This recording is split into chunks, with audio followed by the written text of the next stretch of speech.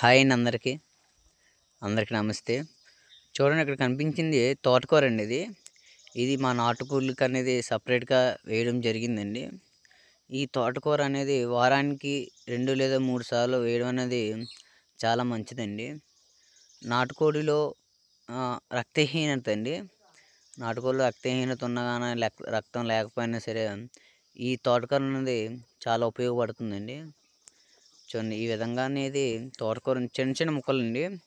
మనం చిన్న చిన్న ముక్కలుగా కోసి వేయడం వల్ల అవి తినడానికి సులువుగా ఉంటదండి. ఇప్పుడు తోటకూర అంతా తెచ్చి వేయడం వల్ల అయి తినవండి. ఇలాగ చూడండి ఏ విధంగా తింటున్నాయో. ఈ చిన్న చిన్నగా ముక్కలు కోసి వేయడం వల్ల అనేది అది తినడానికి వీలుగా ఉంటదండి ఈ విధంగా. చూడండి. ప్రతి నాటుకోడి కూడా తింటదండి ఈ తోటకూర అనేది. ఇలా వేయడం వల్ల నా నాటుకోడిలో రక్తహీనత, రక్తం